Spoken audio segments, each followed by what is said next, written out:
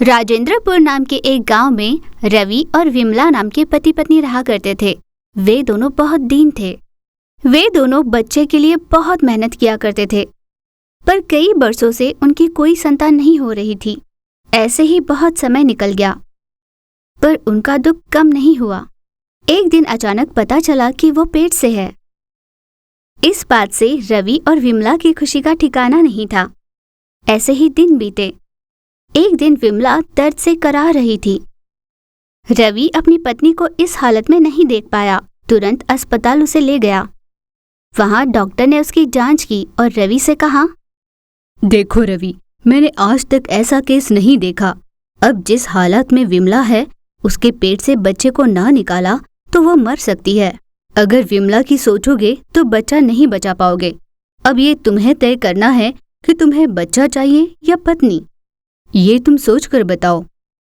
Doctor ये कहकर चले गए। रवि सोच में पड़ गया कि अब क्या करे। पत्नी को पता चला तो वो बहुत दुखी होगी। यूं ही सोचते हुए वो विमला के पास गया। विमला, मैं डॉक्टर से मिल आया हूँ। क्या कहा डॉक्टर ने? मेरे पेट में पल रहे बच्चे को कोई नुकसान नहीं हुआ ना? ये सुन रवि ने कहा, वो बात नहीं है विमला। डॉक्टर ने कहा कि तुम्हारी सेहत खतरे में है। तुम्हारी जान बचाने के लिए बच्चे को निकालना पड़ेगा, और बच्चे को चाहो तो तुम्हारी जान नहीं बच पाएगी। ऐसे में क्या किया जाए मुझे नहीं समझ रहा। ऐसे वो दुखी हो रहा था। तब विमला ने कहा, इसमें सोचने वाली क्या बात है जी? हम कितने सालों से बच्चे की राह देख रहे हैं। अब जन्म रहे इस बच्चे के लिए मैं अपनी जान दे भी दूं तो कोई बड़ी बात नहीं है, पर मेरी एक इच्छा है। मैं मरने के एक पल भर पहले मेरे बच्चे को देखकर मरना चाहती हूँ कि मैं अपने बच्चे को देखने तक भी जिंदा रह पाऊंगी या नहीं। इतनी लंबी राह देखने के बाद आखिरकार जब बच्चा हो रहा है, मैं उसे देखकर मरना चाहती हूँ। उसके इस सवाल का क्या जवाब दे रवि की समझ में कुछ नहीं आया। शायद इसी को माँ की ममता कहते हैं। कुछ दिनों बाद विमला ने एक बेटी को जन्म दिया, पर उसे देखे बिना ही वो चल बसी। अपनी बेटी को रवि खूब प्यार से पालने लगा, पर विमला की कमी उसे हर समय महसूस होती थी। समय बीत जाता है, बेटी थोड़ी बड़ी हो जाती है। उसका नाम जानू रखा गया। जानू कभी भी अपने पापा की बात नहीं टालती थी, पर रवि को पत्नी की कमी बहुत महसूस होती थी, जिससे वो शराब पीने लगा था। जानू के कई बार मना करने पर भी वो नहीं माना। इस तरह पी पी कर एक दिन वो बीमार हो गया। रवि बहुत ज्यादा बीमार हुआ और वो उठ नहीं पाया। जानू को ही सारी देखभाल करनी पड़ी। उस दिन से जानू ही हर काम किया करती। बाहर जाकर मजदूरी का काम कर पैसे कमाती और उनसे अपने पापा का इलाज करवाती। कई डॉक्टरों को बताया, पर उसके पिता की हालत में कोई सुधार नहीं आया। जानू को अपने पिता की ये हालत देखकर बहुत दुख हुआ करता था। ऐसे ही दिन बीतते चले गए। एक दिन काम की तलाश में निकली जानू को कहीं कोई काम नहीं मिला। अपनी हालत पर परेशान हुई जानू एक पेड़ के नीचे बैठी रही। वहीं से गुजर रहे उमेश नाम के एक आदमी ने उसे देखा। क्या बात है बेटा, ऐसे खतरनाक जगह में अकेली यूं क्यों बैठी हो? बात क्या है? उस आदमी के यूं पूछने पर जानू ने सारी बात बताई। जानू ने उस आदमी से पैसे कमाने के कुछ तरीके पूछे। तब उमेश ने बोला, मैं तो हर दिन मजदूरी का काम कर कर जी लेता हूँ, पर तुम्हारी हालत देखकर मेरा दिल पसीज रहा है। पर मैं तुम्हारी किसी भी तरह मदद करने के लिए तैयार हूँ। मेरी बात ध्यान से सुनना बेटा। इस जंगल के आखिर तक पहुँचने के बाद तुम्हें वहाँ पर एक नदी दिखाई देगी। उस नदी को थोड़ा पार करने के बाद वहाँ पर तुम्हें एक लकड़ी का पुल दिखाई देगा। जैसे ही उसे पार करोगी, तुम्हें एक जादुई पेड़ दिखाई देगा। उस पेड़ के पत्तों का रस तुम अपने पापा को पिलाओगी तो उनका व्यसन छूट जाएगा। पर उस पेड़ की रखवाली एक मगरमच्छ, सांप और बाघ करते हैं। उन्हें पार कर पाई तब भी तुम वो पत्ते पा सकती हो। मैं तुम्हारे लिए बस इतना ही कर सकता हूँ। ऐसा कहकर वो चला गया। उसकी बात सुनते ही तुरंत जानू उस जंगल की ओर चल पड़ी। कुछ समय के बाद अंधेरा हो जाता है। अंधेरा जैसे ही हुआ वो रास्ता भटक जाती है और उस पर उसे बहुत जोरों की भूख लगी थी। कुछ समय चलने के बाद वो चकरा कर नीचे गिर गई। तभी उसको किसी जंगली जानवर के चीखने की आवाज आई और वो तुरंत भाग निकली। यूं कुछ दूर तक दौड़ने के बाद उसे वहां पर एक पुल दिखाई दिया। उन पत्तों को पाने के लिए उसको वो पुल पार करना था, पर उस पुल के आसपास जहरीला सांप, मगरमच्छ और चीता बैठे हुए थे। चाहे जैसे मुश्किल का भी सामना करे, मेरे पापा को जिंदा रखने के लिए मुझे वहां जाना ही होगा। ऐसा ठानकर जानू वहां से दौड़ने लगी और दौड़ते दौड़ते रस्सी के सहारे वो पुल के बीचों बीच खड़ी हो गई।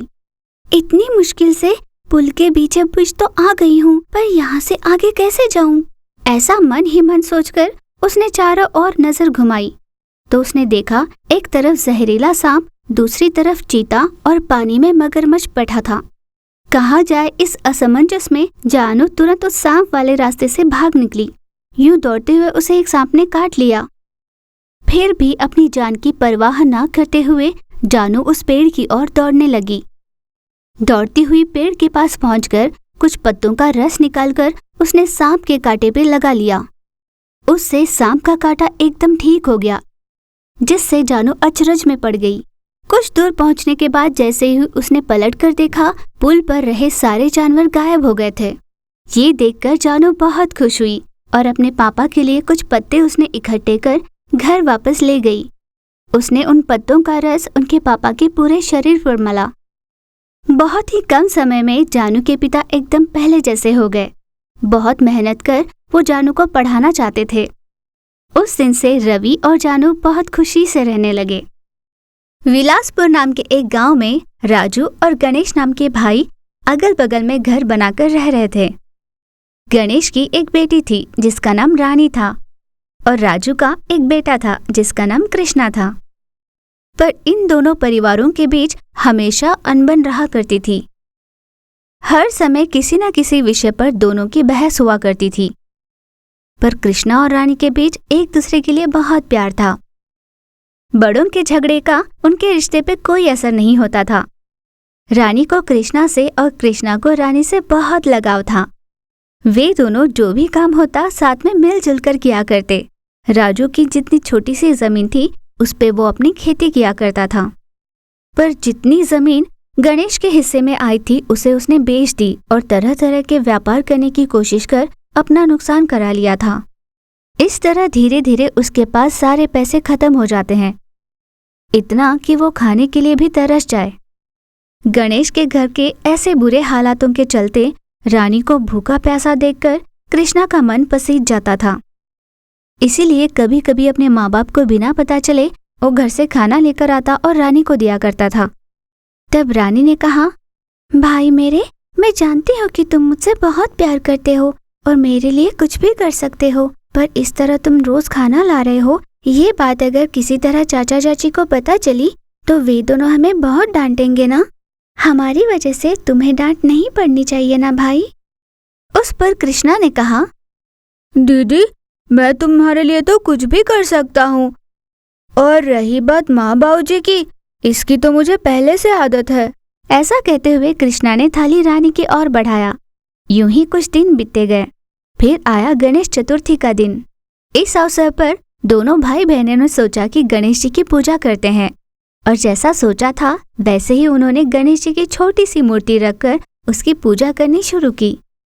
गणेश जी की उस प्रतिमा के सामने दोनों भाई बहन श्रद्धा से पूजा किया करते थे।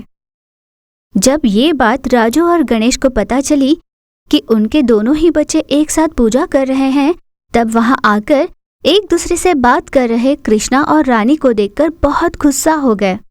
गणेश अपने बेटी को डांटकर वहां से ले जाता है। राजू भी कृष्णा को डांटकर अपने घर वापस ले जाता है। इस तरह घर लौटी रानी को बहुत दुख हुआ। यूं रोते हुए उसके मन में एक योजना आई। हाँ, ये सही रहेगा। मैं हर रोज पाठशाला के नाम से घर से निकलूंगी और गणेश जी के यहाँ जाकर उनकी पूजा करूंगी।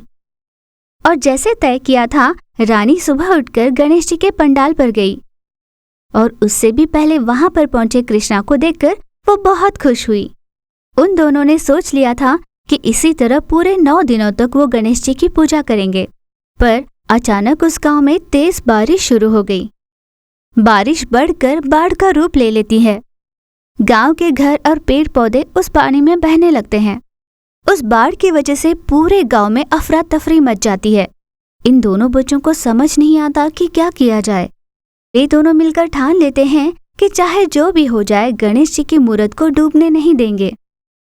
दीदी, अब चाहे जो भी हो जाए, हमने जैसे तय किया था हमें 9 दिनों तक गणेश जी की पूजा करनी होगी। अब भले ही हम पानी में खड़े हैं, पर चाहे जो भी हो जाए गणेश जी की पूजा हमें नहीं रोकनी चाहिए। पर दीदी, इस बाढ़ के पानी में तो मछलियां भी बहते हुए आ रही है, हमें कुछ करके इन्हें रोकना होगा। तब रानी ने सुझाव दिया कि गणेश जी के पंडाल में पानी ना जाए, इसलिए उन्हें चारों ओर से एक बांध बनाना चाहिए।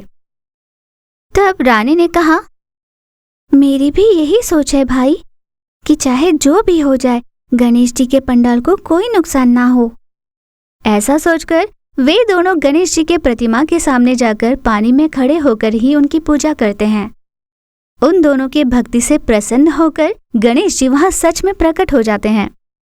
रानी, कृष्णा, तुम दोनों के भक्ति से मैं बहुत प्रसन्न हुआ हूँ। तुम दोनों इतने छोटे हो पर नित्य नियमित मेरी पूजा कर रहे हो, इसीलिए मैं तुम्हारी भक्ति से बहुत प्रसन्न हुआ हूँ। बच्चे चौंक कर सुन रहे थे। तुम दोनों बहुत श्रद्धा से मेरी भक्ति कर रहे थे, इसलिए मैं तुम्हें कोई वर देना चाहता हूँ। तुम्हें क्या चाहिए तुम दोनों बोल सकते हो। गणेश जी ने ऐसे कहा, बापा गणेश जी, हम तो बहुत छोटे बच्चे हैं, हमारी भला क्या इच्छाएं होंगी, पर हाँ, एक छोटी सी इच्छा तो है। हम दोनों के माँ बाबूजी बहुत झगड़ते रहते हैं, एक दूसरे के साथ बात नहीं करते। आप कुछ ऐसा कीजिए जिससे हम सब मिलजुल कर प्यार से रहें। रानी की बात सुन गणेश जी ने कहा, अवश्य करूँगा बेटा, मैं तुम दोनों की भक्ति से बहुत खुश हूँ। तुम जो चाहते हो वो हो जाएगा। ऐसा कहकर गणेश जी वहाँ से गायब हो गए। धीरे धीरे पूरे गांव में बाढ़ की स्थिति ठीक हो गई और गणेश जी ने जैसा आशीर्वाद दिया था, कृष्णा के माँ बाप और रानी के माँ बाप दोनों ही साथ में मिलकर रहने लगे। कृष्णा और रानी को ये देखते हुए बहुत खुशी हो रही थी। तब रानी ने अपने भाई से कहा, भाई, अगर हम गणेश जी की पूरी श्रद्धा से पूजा करें तो वो कैसे भी इंसान को ठीक कर सकते हैं। अब उदाहरण के तौर पर अपने माँ बाबू जी को ही ले लो। इसीलिए अब से चाहे जो भी हो जाए, हर साल हम गणेश जी की प्रतिमा को घर में बिठाकर पूरी श्रद्धा से उनकी पूजा करेंगे। जैसे उन दोनों ने सोचा था, उनके माँ बाबूजी साथ में बहुत खुश रहने लगे थे। और ये सब उस गणेश जी की वजह से ही हुआ था। ये जानकर रानी और कृष्णा ने मन ही मन उन्हें नमस्कृत किया।